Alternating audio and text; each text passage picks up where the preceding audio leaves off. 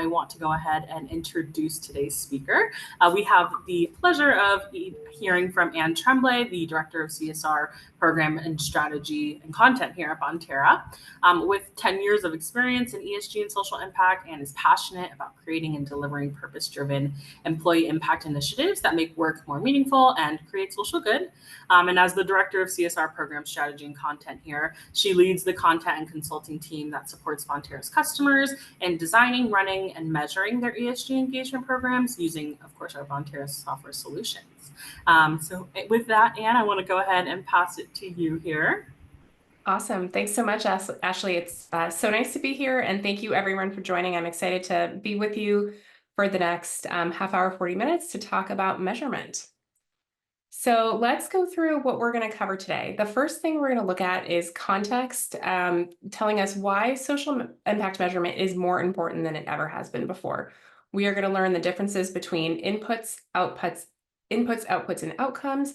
And then we're going to review some case studies to gain a deeper understanding of those. And lastly, I'll walk you through a framework for how you can measure impact for your social impact programs. I'm not going to be seeing questions in the chat during this presentation, so rest assured, though, as Ashley said, we will be getting to them. All right, so let's dive in. So as CSR practitioners, we all want to make a long-term impact through our work. We know that external stakeholders expect our companies to do good. Employees have high expectations for companies that they want to work at. Companies are expected to drive social impact more than ever. And yet, if you're in this line of business, you know that social impact budgets are often at risk, and you're often making a business case and defending your programs. And all of this context suggests that really measurement and being able to showcase the value of your programming is more important than ever before.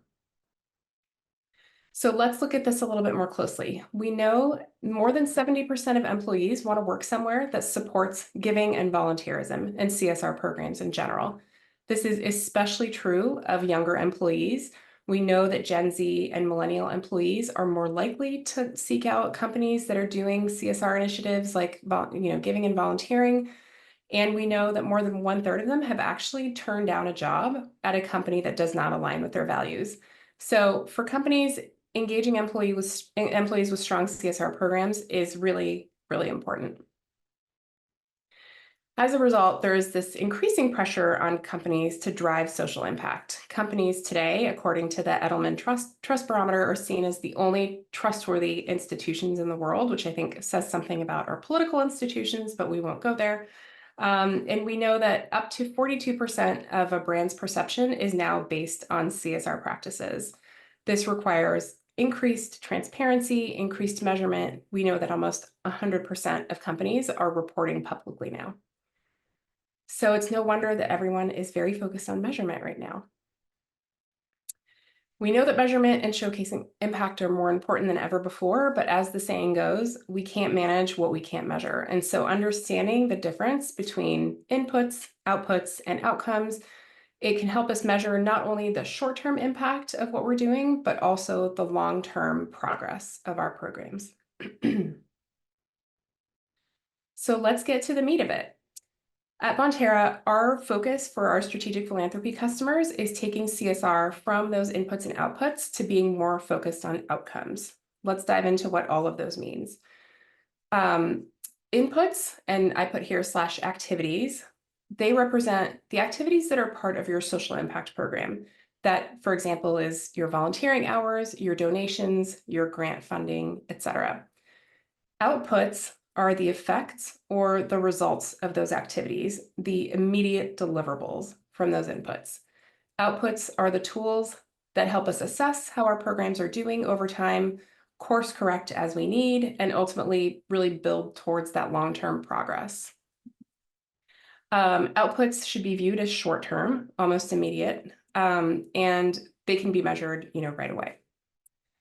So outcomes, on the other hand, they represent the long-term progress and the long-term view that results from those outputs. Outcomes are harder to measure, but they are worth trying to measure to understand if your program is creating value and help you make decisions about that programming. And outcomes are usually measured over time, over months, if not years, which I know sounds probably challenging and daunting, but we're going to talk about that in a later slide and how to tackle it. So another difference between outputs and outcomes is outputs are directly influenced by you. So you, your company, your employees, your inputs. Whereas outcomes are influenced by other external factors as well. It can be somewhat out of our control and therefore harder to measure.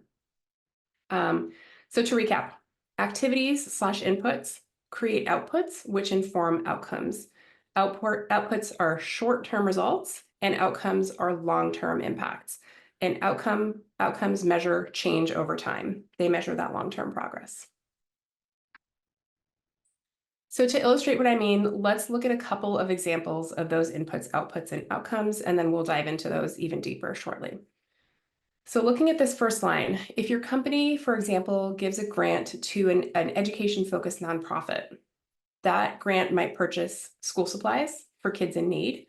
The outputs would be the number of students who received school supplies, and a long-term outcome could be schools that are reporting increased participation by those students because they had the equipment they needed to participate. That is that long-term impact and progress. On the next line, think through if your company had a volunteer event or volunteer initiative with food pantries. The outputs of those hours might be the number of meals served, and the outcomes, that long-term impact might be families who are reporting increased food security over time, thanks to the availability of those meals. And then lastly, on the third line, if you look, this is an example of an environmental initiative. If you had employees participate in a community water cleanup, the outputs from that activity would be potentially the number of pounds of trash that are rescued from the beachfront and the water. And then the outcome long-term could be town officials reporting back fewer health emergencies for that local marine wildlife because there is less trash in the water. So I hope that's helpful. We're going to dive into two case studies right now. The first, I just want to say these are for illustration purposes only. They don't represent a specific company. They're just examples. This first company we're going to talk about is a national restaurant chain. There's 500 locations of this restaurant in about half of US states. Their social impact program is focused on helping communities that are struggling with access to food. And the details of their employee engagement program are that they provide grant funding to food banks and school-based food pantries. They also fund the creation of community gardens. And then lastly, their employees volunteer both at the food banks and the gardens. So let's look at what the inputs, outputs, and outcomes would be from that. So the inputs / the activities from the company would be the dollars donated to food banks and community gardens, and those employee volunteer hours to pack those meals and maintain those gardens. The outputs could be the number of meals that are donated, the pounds of food that are cultivated from the gardens, and then the number of families that are served by both. Excuse me. So outcomes could be, that recipients are reporting increased food security and that they're reporting better financial, health, and educational outcomes thanks to that increased food security. So that is the first case study. The second one is looking at something a little bit different. We're talking about a software as a service technology company that has sales marketing software and has offices in North America, APAC, and EMEA. This company's social impact focus is on workforce development for underserved communities and helping create a diverse tech pipeline. What are the details of their employee engagement program? Their employees volunteer, they do skills-based volunteering, and they teach accounting, coding, and business skills classes to underserved communities. They also provide internship and shadowing opportunities. And then lastly, the company's employees volunteer at a biannual resume and interviewing workshop at their headquarters. So looking at those inputs, we just talked about them. It's those volunteer hours that are dedicated to developing curriculum, teaching students, mentoring interns, reviewing resumes, conducting mock interviews, etc., and the internship opportunities. The outputs from those would be the number of students who complete trainings, internships, who improve their resumes, who participated in mock interviews, and who received job offers. And then the outcomes could be thinking through an outcome for the company specifically. That ongoing diverse pipeline of candidates increases the employee engagement survey scores for questions about feeling safe and included at work. So this has a long-term outcome for the company's employees who, seeing a diverse pipeline of candidates, feel more like they belong at work and safer as well, more included. Another outcome for this company is the number of students who report that they secured jobs in their desired area within 6 months after participating in these classes and trainings. And then lastly, the number of students who report higher than median income for their area as well. So those are really showcasing the long-term progress, the long-term impact on students of those short-term activities that are part of the social impact program. So now we've had some concrete examples of what we mean when we talk about outcomes, but I want to stress that inputs and outputs still matter. You need to measure and track inputs and outputs to understand your program's success. And CSR software can help you track all of your outputs and outcomes in one place and report it effectively and efficiently. So all your audiences care about different things, and being able to put the right information in front of them is critical to maintaining buy-in and support for your programs and course correcting if needed. So I wanted to present this stakeholder grid, and it's by no means an exhaustive list of stakeholders. But what I like about it is that it shows you how, as social impact practitioners, we need to think about what people care most about. And that is often different from stakeholder to stakeholder. So if you are part of a program team, you might be looking at, what causes matter most to my employees? What nonprofits are they most motivated to donate to? What percentage of my match budget is utilized? Those kinds of, that information might be top of mind for you. Your people team, your HR team, they care about different things. They're interested in knowing the number of hours that are volunteered by employees. And so if you have a volunteer time off benefit, what is the utilization of that benefit?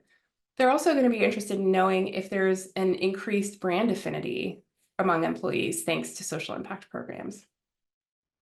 Your PR team / the media are going to want quick sound bites.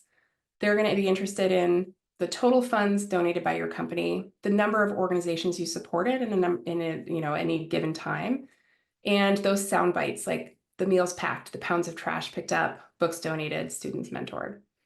And then local elected officials, if you engage with elected officials, your government affairs team might be asked for different information again. So that might look like the total funds donated to local community organizations and the dollar value of those hours that are volunteered with local nonprofits. So just want to reiterate once again, it's important to understand who your stakeholders are, your internal stakeholders and your external stakeholders, and be able to figure out what information they need and when. And that's really, we're gonna dive into our framework, but that's really the first part of the framework. So creating a framework for measuring impact. The first thing, it's daunting to think about. I know we've talked about a lot of different information today. We want a realistic framework that's going to help you start to report on outcomes. Remember that measuring outcomes means taking a long-term view of your impact and progress. It's more challenging to do, and it may require more resources, but it doesn't have to be daunting. So thinking through the stakeholder grid that we just looked at, I want you to consider your internal and external stakeholders. What information do they need and when? You might be accountable to provide information, for example, for a CSR report, which is often very specific information. You might also need to provide information for an annual report or for earnings calls, information for shareholder questions or resolutions or customer inquiries about your impact. You need to know your stakeholders and what information they care about and what information they need. The second part of the framework here is to create a timeline for reporting based on this discovery. This is going to help you understand at what times of the year you should be preparing what information and what prep needs to go into that. And next on the list is to work with your nonprofit partners and your grantees to understand the opportunity for longer term outcomes reporting. So as I mentioned earlier, outcomes are not influenced just by us. They are influenced by external factors, and there are other players and other stakeholders involved. And in this case, your nonprofit partners, your grantees, your social impact partners in general, they are going to be the biggest source of information for you here. So outcomes reporting is something you should be talking to your existing partners about, and definitely talking to any potential partners about as well. Ask them, how are they collecting information to determine their long-term impact? How can they translate that information to your work together? And, the good news is nonprofits have been focused on reporting outcomes for a while. This is not something that will surprise them. This is something you should be able to do in partnership with them. The one thing I want to caution is, obviously, we're all concerned about not burdening nonprofits with excessive reporting. We want them to focus on their work. This is an important tenet of trust-based philanthropy. So one thing you could consider is, could you fund this work? Could you fund, for example, some stakeholder surveys that the nonprofit sends out?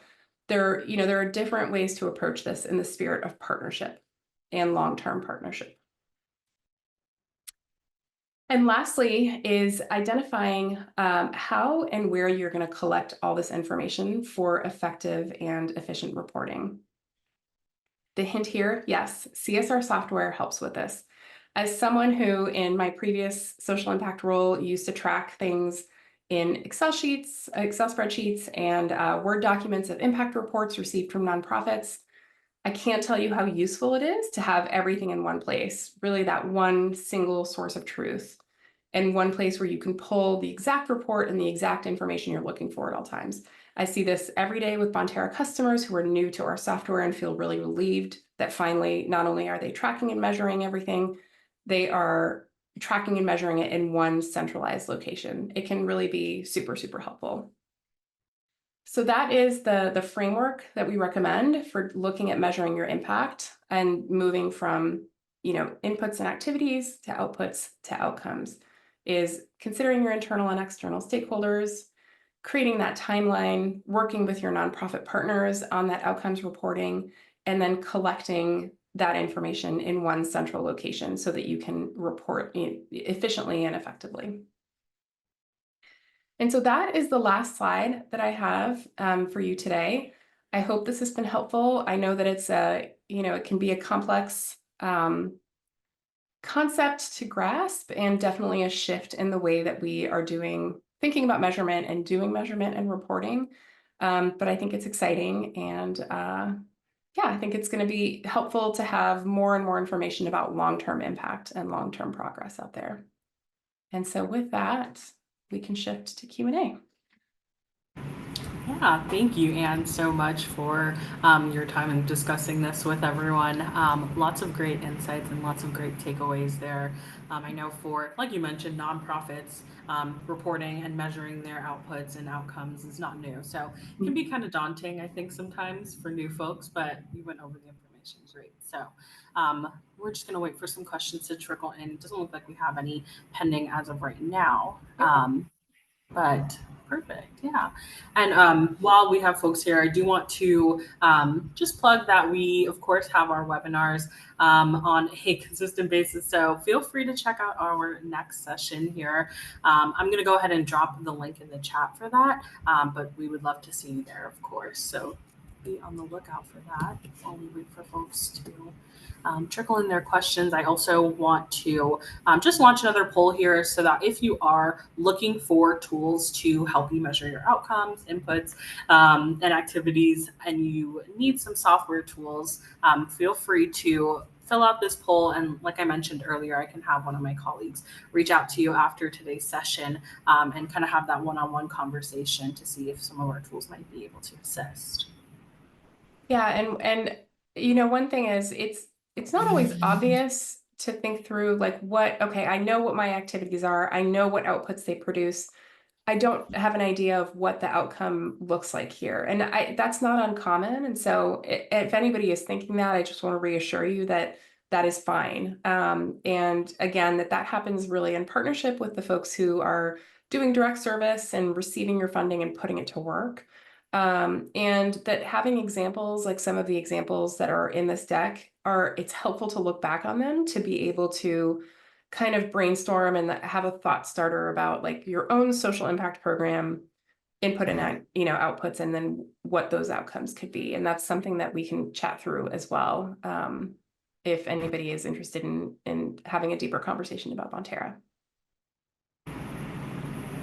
Awesome.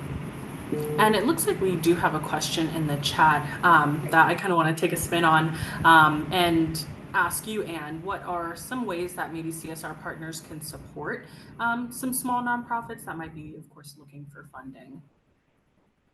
What are some ways that CSR folks can support small nonprofits looking for funding?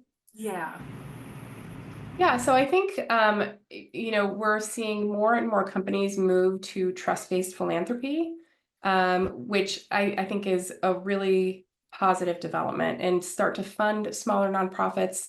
And one of the ways that we have seen companies move towards those principles of trust-based philanthropy is to have less complicated applications and less complicated impact report demands that they sometimes even create in concert with those smaller nonprofits. And so what I mean by a less complicated application is, we've seen a lot of grant applications they require a ton of information. Who's your board of directors? Give us bios of your board of directors, very, very detailed information. But some small nonprofits they're just starting out. They just don't have the infrastructure necessarily. They don't have the capacity to answer these questions always, and to provide that in-depth reporting.